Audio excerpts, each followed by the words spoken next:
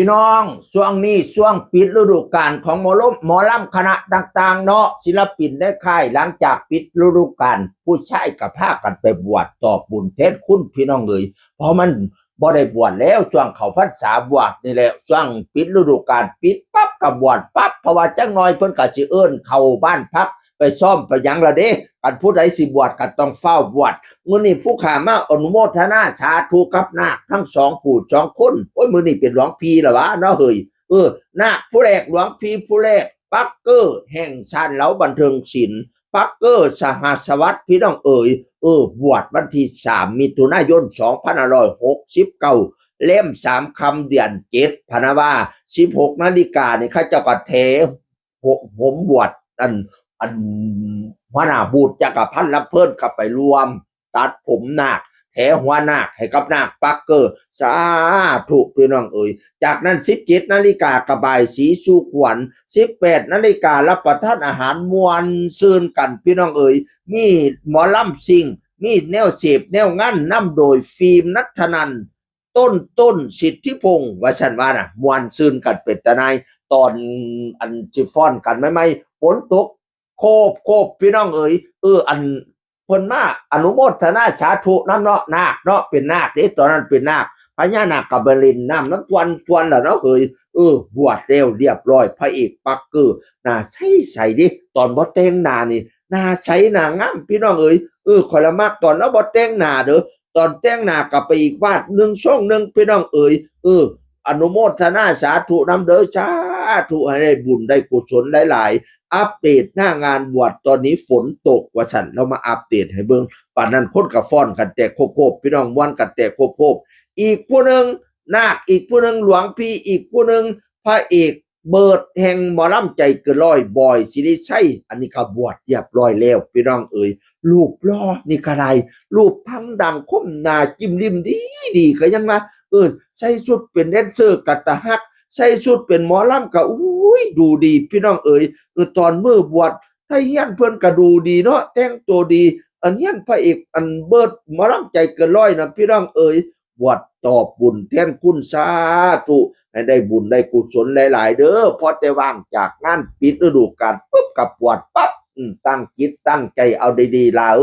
แม่นว่าเฮาบ่ได้บวชหลายมื้อก็ตามสร้างมันอยู่ที่จิตที่ใจนี่ล่ะบวชก็มีหลายบวชดินบวชร่องบวชคล้องประเภทนี้บวชหนีสงสารบวชผานเข้าสุขบวชสนุกเฮฮาเรียกเอาเฮาสิบวชอีหยังบวชดินอย่าไปเฮ็ดบวชร่องเห็นเขาบวชก็อยากร่องนำเขาอย่าไปเฮ็ดบวชคล้องประเภทนี้เนี่ย20 ปีขึ้นต้องบวชคล้องประเภทนี้รักษาหีดรักษาห้อยไว้ผู้บนว่าพ่อแม่ผู้ใดเห็นไส้ผาเหลียงนี่โอ้ยพอปานได้ขึ้นเมียงฟ้าเมียงสวรรค์พี่น้องบวชนี่เพิ่นว่าคันบวชตอนโสดตอนบ่ได้เมียนี่แม่สิได้บุญได้กุศลคันบวชตอนได้เมียเราเมียสิได้ขึ้นสวรรค์ได้บุญได้กุศลพะนะว่าอันนี้ความเชื่อพี่น้องแต่ความจริงมันขึ้นกับการปฏิบัตินั่นล่ะบวชตอนโสดนี่ผู้เป็นพ่อเป็นแม่เนาะย่านลูกชายพระลูกชายบวชไม่โอ้ย่านบันบ่ได้กินข้าวย่านหลวงพี่บ่ได้กินข้าวย่านมอมบ่ได้กินข้าวก็เลยได้ไปส่งข้าวลูกไปจังหันจังเพ่นซุมื้อได้ฟังเทศฟังธรรมซุมื้อผู้เป็นพ่อเป็นแม่ไปส่งข้าวลูกกันพ่อกับแม่ก็ได้ขึ้นสวรรค์เนื่องจากว่าพ่อแม่ก็ได้เข้าวัดเข้าว่าน้ำนั่นล่ะบัดนี้คันบวชตอนได้เมียแล้วบัดนี้พ่อแม่บัดบ่ไปเด้อุ้ยจักหน่อยเมียมันก็ไปส่งดอกอันเนี้ยมันก็สิไปจังหางจังเพ่นดอกแม่ก็เลยบ่ได้ไปซ้ำผู้เป็นเมียก็เลยเที่ยวไปวัดยันผัวบ่ได้กินข้าวเมียฟังเทศฟังธรรมซุมื้อก็เลยได้ดวงตาเห็นธรรมได้ขึ้นสวรรค์คือกันนี่ก็ได้มันขึ้นอยู่กับปฏิบัติดอกผู้เฮ็ดผู้ใดเฮ็ดผู้นั้นก็ได้พี่น้องบุญนี่บ่มีไผสิปันแจกบ่แม่นของสิแหกปันได้คือไม้ภาคกลางอุปมาคือดังเฮากินข้าวตัวเฮาก็ย่อมเอี้ยมอันบ่ไปอิ่มท้องเขาพุ่นผู้บ่กินหั่นละพูดบวชตอนนี้ก็ตั้งจิตตั้งใจเอาเด้อเป็นบ่หลายมื้อก็ตามสร้างพี่น้องคันเฮาเฮ็ดได้น้อยนึงนี่ผลบุญพลาอานิสงส์สูงสุดเด้เขาจะว่าเฮ็ดตอนบวชนี่คันเฮาเฮ็ดบาปคือกันบวชแล้วบ่ปฏิบัตินี่เฮ็ดบาปน้อยนึงผลกรรมก็สูงสุดคือกันฉะนั้นเลือกเอาจะไปปฏิบัติดีหรือปฏิบัติไม่ดีพี่น้องให้อยู่ในหีดในห้อย ศีล227ข้อกันผู้ใดได้ศึกษาก่อนสิไปบวชสิดีสิได้ฮู้ได้อ่านไปก่อนนี่สิได้ฮู้ว่าอันใดผิดอันใดถูกถ้าเฮาบ่มีได้เวลาอ่านหลวงปู่ล่าว่าศีล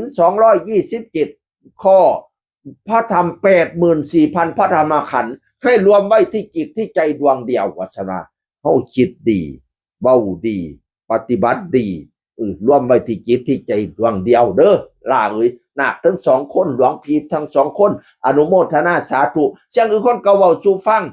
สวัสดีครับสวัสดีครับ